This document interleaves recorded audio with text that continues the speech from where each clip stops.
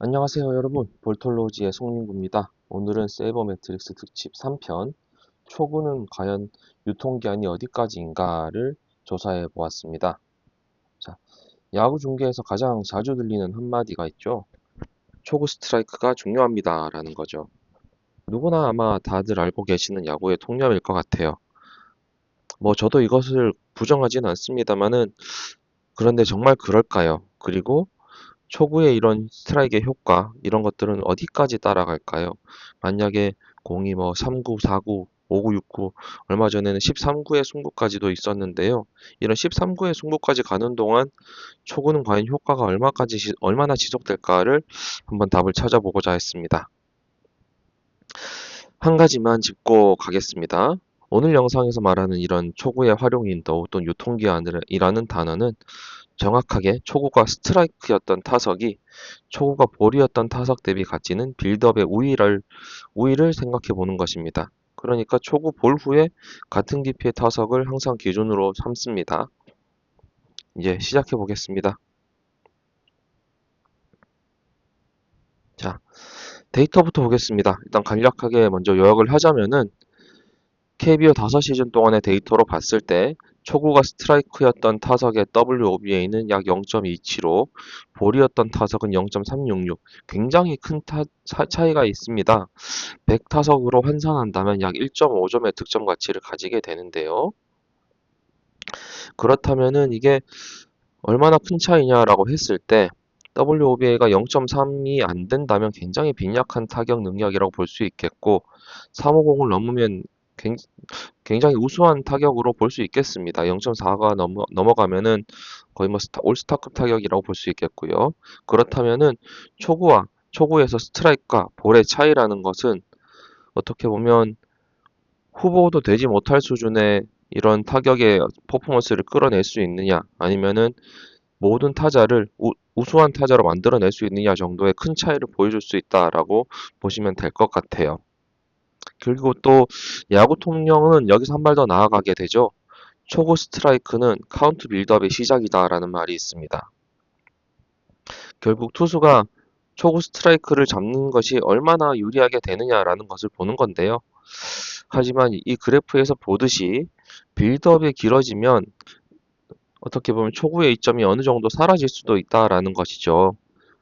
차트에서 보시듯이 3구째에서 어떻게 보면 빌드업의 초구 스트라이크의 장점이 가장 극대화되지만 4.89 만의 절반으로 떨어지게 되고, 만약에 7구 이상의 긴 승부가 가게 되면 초구 스트라이크의 이런 좋은 빌드업의 효과는 거의 사라지게 됩니다. 오늘은 이런 초구 빌드업의 탄생, 절정, 그리고 소멸을 한번 따라가 보려고 합니다. 오늘의 분석 방법을 4단계로 정리하고 시작하겠습니다. 먼저 첫 번째 정리입니다. 아까 잠깐 말씀드렸지만 우리가 추적할 초구 효과라는 것은 초구가 스트라이크였던 타석과 볼이었던 타석의 차이를 기준으로 하게 됩니다. 정확히 말하자면 초구 스트라이크 타석이 초구 볼 타석 대비 얼마나 더 일찍 끝나는가의 차이가 될 수 있겠죠. 오늘 보시는 이런 플러스 56% 같은 수치는 항상 같은 깊이, 그러니까 같은 4구, 5구, 6구라는 같은 깊이의 초구 볼 타석을 기준선으로 놓고 그 윗 또는 아래로 이렇게 계산을 한 게 되겠습니다. 그리고 다들 아시겠지만 0-1이라는 게 첫 번째가 볼이고 두 번째가 스트라이크가 되겠습니다. 자, 두 번째, 빌드업 히스토리 추적인데요. 한 타석 안에서 2구, 3구, 4구째로 카운트가 깊어질 때마다 그 0.092의 초구에 있었던 볼과 스트라이크의 이런 큰 차이가 얼마나 변하는지를 따로따로 측정해 보았습니다. 그리고 같은 카운트에서 양쪽 경로로 도달했을 때 차이가 정말로 사라지는지도 별도로 검증을 해 보았습니다. 그리고 타자 그룹을 분리해 봤는데요. 모든 타자가 초구에 똑같이 당하지는 않을 거예요. 그래서 시즌 WOBA를 기준으로 타자를 4분의 2로 나눈 다음에 상위 타자, 이것을 이제 초구 효과에 면역이 된 타자라고 분류하고 하위 25% 취약한 타자의 차이를 한번 분석해 봤습니다. 네 번째, 초구 효과의 원인을 한번 조금 더 분해해 봤습니다. 초구 효과가 사라지는 이런 궤적 통로를 시간과 카운트, 투수 그리고 타자의 적응력으로 나눠서 각각이 몇 %씩 기여하는지를 정량화해 보고자 했습니다. 자, 이제 결과를 한번 살펴보시죠. 먼저 빌드업의 시작 초구죠. 초구 스트라이크 효과는 분명히 존재를 했었습니다. 먼저 일단 오른쪽에 점 두 개가 막대로 연결된 것 보이시나요? 이걸 덤벨 차트라고 하는데요. 녹색 점은 초구가 스트라이커였던 타석의 평균 WOBA, 빨간 점은 초구가 볼이었던 타석의 WOBA가 되겠습니다. 두 점 사이의 거리가 바로 초구 한 구가 볼이냐 스트라이크냐로 만들어진 격차가 되겠습니다. 그리고 왼쪽은 초구 스트라이크 유형 세 가지, 헛스윙, 그리고 루킹 스트라이크, 그리고 파울이 되겠습니다. 헛스윙으로 이렇게 초구 스트라이크가 만들어진다면은 0.3점 정도, 100타석당에 0.3점 정도의 효과가 더 커지긴 하는데요. 거의 사실상 큰 차이는 없다라고 볼 수 있겠습니다. 하지만 구속 대비해서는 굉장히 다른 결과가 나왔는데요. 구속을 5단계로 나눠봤습니다. 130km 이하부터 150km 이상까지. 그랬을 때 100타석당 약 1.6점에서 2.0점 차이의 정도의 차이가 납니다. 그렇다면 강속구가 더 효과적인가 아닌가라는 의문이 들 수 있어요. 여기서 정직하게 답하자면 여기서 그래프에도 나타나듯이 약간 더 광속구가 효과가 있다라고 볼 수 있습니다. 강속구 150km 넘는 강속구의 격차는 120포인트, 또 130km 미만의 격차는 103포인트 정도가 되죠. 격차가 점진적으로 커지기는 합니다. 하지만 느린 공을 던졌을 때 초구 스트라이크조차도 볼과 비교했을 때 100포인트가 넘는다는 게 핵심이 되겠죠. 그러니까 어떤 구석이든 초구 한 구가 그 후 타석 전체를 결과를 어느 정도 크게 갈라낸다라고 볼 수 있겠습니다. 즉, 모든 초구 스트라이크는 100타석당의 득점을 환산을 했을 때를 보자면은 거의 평등합니다. 어떻게 잡았건 어떤 구속으로 던졌건 간에 일단 스트라이크가 카운트에 찍히면은 빌드업은 같은 자리에서 시작한다라고 보겠습니다. 자, 그렇다면 그 평등한 출발선들이 어떻게 정점에 닿는지 다음으로 한번 가보겠습니다. 자, 터픽에서 바로 보이죠. 빌드업의 골든타임은 단 3구라고 되어 있습니다. 자, 초구 효과는 2구째에 살짝 가속하는 것으로 보이다가 3구째에 정점을 찍습니다. 왜 즉시가 아니라 3구째일까요? 결국은 타석 종료 확률에 있습니다. 타석 종료 확률이란 것은 해당 투구에서 타석이 끝날 가능성을 말하게 되는데 안타, 삼진 모든 경우에서 타석이 종료될 확률을 말하는 거예요. 자, 이 차트의 기준점부터 보도록 하죠. 노란 박스가 보이시죠? 우측 상단에 있을 텐데 초구가 볼이었던 이런 같은 깊이의 타석을 100%로 놓았을 때 초구가 스트라이크였던 타석은 그 타석들에 대비해서 얼마나 빨리 끝나는지를 잰 겁니다. 그래서 플러스 56%라는 수치는 초구 볼 후에 3구째 타석 종료 확률을 대비해서 초구가 스트라이크가 되었을 때 3구째 종료 확률이 약 56% 높다는 뜻입니다. 아마도 당연할 겁니다. 초구에 볼이 된다면 투수 입장에서는 계산이 좀 더 복잡해지게 될 거고요. 그렇기 때문에 타석은 길어질 수밖에 없을 겁니다. 자, 다시 돌아오자면 2구째에는 이런 효과가 8.9%였지만 3구째에 56.3%까지 치솟습니다. 초구 스트라이크 이후에 타자가 가장 빨리 무너지는 이런 결정적인 포인트라고 한다면 역시 3구째라고 볼 수 있다는 거죠. 그 뒤로는 이 초구의 효과라는 게 빠르게 떨어지게 됩니다. 5구째에는 마이너스로 돌아서고 6구까지 가게 된다면 오히려 타자의 생존이 길어지게 됩니다. 결국 이 결론은 빌드업의 골든타임은 초구 스트라이크의 이런 유통기한 골든타임은 단 3구라는 겁니다. 활용 인도는 2구에서 4구까지 해서 초구의 효과가 가장 극대화된다라고 볼 수밖에 없다는 거죠.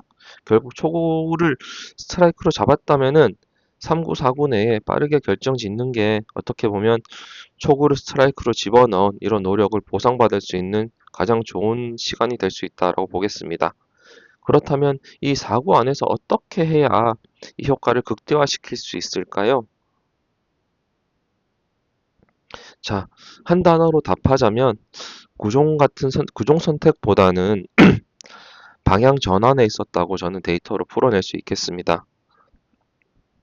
먼저 존 얘기부터 보자면 한가운데를 하트존이라고 하고 이제 가장자리를 엣지, 존을 살짝 벗어났지만 휘두를 만한 곳을 유인구라고 하고 확실히 빠져서 절대 휘두르지 않아야 되는 공들이 있잖아요. 뭐 심판 머리 위쪽으로 간다거나 바운드볼이 되는 것들 이런 것들을 웨이스트 존에 간 공이라고 부르겠습니다. 자, 초구를 어디에 던지고 이걸 어디에 던지느냐를 통해서 네 가지 케이스를 만들어 봤습니다. 인사이드에서 인사이드, 뭐 인사이드에서 아웃, 아웃에서 인 이런 식으로 수평적인 위치를 한번 봤었는데요. 음, 역시나 좌우의 이런 위치를 바꿨을 때 효과들이 좀 나타나는 부분들을 볼 수 있었어요. 이런 거를 앵커링이라고 부르는데요. 이제 뭐 마트 가서 5만 원짜리가 3만 원에 붙어 있다면은 뭔가 좀 싸 보이잖아요. 그런 거랑 비슷합니다.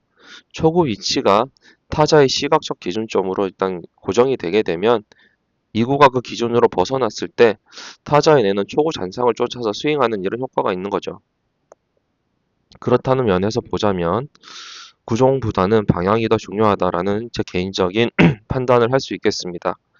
직구냐 슬라이더냐가 아니라 안에서 바깥으로 이동을 로케이션을 이동하느냐 또는 바깥쪽 초구를 던지고 안쪽으로 이구를 던지느냐 이런 것들이 더 중요할 수 있다는 거죠. 여기에 구종에 따른 무브먼트가 이런 효과를 배가시킨다라고 볼 수 있겠습니다. 오늘은 목소리가 좀 좋지 않은데 이 부분 양해 부탁드리겠습니다. 자, 그 다음은 이런 빌드업의 유통기한에 대해서 한번 찾아보겠습니다. 아까도 보셨지만은 활용 윈도우 3구를 넘기게 되면 그 유통기한이 어떻게 되냐? 1페이지에서도 보셨지만 초고 효과의 반감기는 약 5구, 4.89에 해당합니다. 그러니까 초고 효과가 4.89 만에 절반이 되고 7, 8구를 지나면 사실상 초고의 효과는 사라진다라는 거죠. 그러니까 풀카운트까지 가면 초고는 완전히 잊혀진다고 보셔도 돼요. 사실은 풀카운트에서 초고의 스트라이크와 초고의 볼의 WOBA 차이는 0.0004포인트였거든요. 그렇기 때문에 완벽히 제로라고 거의 볼 수 있겠습니다. 하지만 여기서 교차 카운트란 개념들이 있죠. 같은 카운트에 도달하는 것도 다양한 경로가 있는 거죠. 원 스트라이크 원볼조차도 초구 스트라이크 2구 볼이 올 수 있고 초구 볼 다음에 2구가 스트라이크로 올 수도 있어요. 도착치가 같으면 어떻게 왔는지는 의미가 없어진다는 게 제 데이터의 결론입니다. 그래서 결국 풀카운트에서도 초구 볼로 시작했느냐 초구 스트라이크로 시작했느냐는 의미가 없다는 거죠. 3구까지는 어떻게 되든 카운트에 의미가 있겠지만 풀카운트까지 왔는데 여기서 뭐 초구의 앵커링 효과 같은 것들은 완전히 무의미해집니다. 즉 빌드업이 충분히 길어진다면 초구의 출발점은 무의미해진다라는 결론입니다. 그러면 도대체 이런 초구의 효과가 왜 타석이 길어질수록 사라지는 걸까요? 가장 큰 원인은 순수한 시간 흐름입니다. 투구가 쌓이면서 초구 정보가 자연스럽게 희석되는 거죠. 우리가 선입선출이라고 하잖아요. 먼저 들어온 정보가 투수, 타자, 배터리 모두에게서 가장 빠르게 희석되는 이런 과정이라고 볼 수 있겠습니다. 두 번째는 카운트의 수렴이 25%죠. 볼 스트라이크가 누적되면서 초구의 우위가 상대적으로 줄어드는 거죠. 초구의 스트라이크였건 볼이었건 지금 투 스트라이크 투볼 카운트 또는 투볼 노 스트라이크 카운트의 이 상황이 훨씬 중요하다라고 볼 수 있는 거죠. 그리고 투수의 실행력차와 그러니까 깊은 카운트에서 투수의 존 적중률이 떨어질 수 있는 가능성이 높아진다라는 겁니다. 그리고 마지막으로 타자의 능동적 적응은 사실 7%밖에 차지하지 않습니다. 즉 타자가 초고 효과에 적응을 한다기보다는 기다린다라는 표현이 훨씬 맞지 않을까라는 겁니다. 자, 빌드업이 이렇게 효과가 사라질 때까지 다음 슬라이드에서 이 기다림을 끊는 한 가지 능력에 대해서 한번 보여드리겠습니다. 누가 빌드업에 끌려가지 않는가라는 거거든요. 자, 우수한 타자와 조금은 부족한 타자들을 한번 분류해 봤어요. 그랬더니 모든 사분위에서 효과의 크기가 뭐 달라지진 않습니다. 이 그래프의 변동하는 이런 기울기는 달라지지 않지만 결국은 메커니즘은 살짝씩 다르다는 거죠. 화면 오른쪽에 있는 것들인데요. 존배 수익률을 본다면은 좋은 타자들은 한가운데 좋은 공에 더 많이 적극적으로 스윙합니다. 결국은 참는다라는 개념은 통하지 않습니다. 하지만 웨이스트 존, 치지 않아야 될 공에 있어서 우수한 타자들은 15% 정도의 스윙을 하지만 나쁜 타자들은 18% 정도의 수익률을 기록합니다. 그러니까 좋은 타자들은 나쁜 공에 손을 대지 않고 좋은 공에 너무 많이 손을 대면서 본인들의 성적을 이끌어내고 있다라고 봐야 될 것 같습니다. 결국 이것이 우리가 말하는 제가 강조하고 싶은 이런 식별력이 되겠습니다. 야구 해설할 때 이 타자의 눈이 좋다, 성관이 좋다고 하잖아요. 그게 사실 그런 부분을 떠올릴 때 우리는 페이션스라는 이런 능력치를 떠올려요. 그러니까 공을 지나치도록 공이 스트라이크 존을 지나치도록 참는 능력이라고 하지만 데이터로 봤을 때는 이것을 좋은 공을 정확히 골라내서 적극적으로 휘두르는 능력까지 포함된 어떻게 보면 더 정밀한 식별력이 중요하다라고 볼 수 있겠습니다. 즉, 공을 참아라라는 지시는 사실 절반만 맞는 거죠.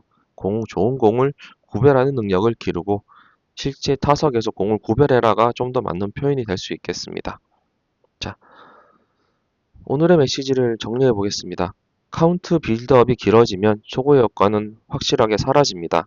가장 최선의 선택지는 3구 또는 4구 내에 승부를 매조지하는 것이 가장 효과적이라고 볼 수 있겠습니다. 그리고 구종보다는 방향이 되겠습니다. 일단은 수평적인 위치를 바꿔주는 게 타자의 앵커링 효과에서 투수의 이점을 극대화시킬 수 있는 포인트가 될 수 있다는 거죠. 그리고 필요할수록 초구에 집중하는 게 좋습니다. 99를 넘긴 투수의 초구 효과는 반감기가 거의 2배로 늘어나는 이런 자료도 제가 파악할 수 있었거든요. 결국은 체력이 떨어질수록 초구 한 개의 가치가 극대화되는 만큼 선발 투수들이 지쳤을 때 이 초구 스트라이크는 더더욱 중요하다라는 것입니다. 그리고 선구하는 결국은 식별력 훈련이라는 거죠. 참아내는 게 아니라 좋은 공을 골라내는 능력에 가깝다라는 겁니다. 오늘 컨텐츠 시청해 주셔서 감사하고요. 또 다음 영상에서 또 좋은 컨텐츠를 준비해서 뵙도록 하겠습니다. 봐주셔서 감사합니다.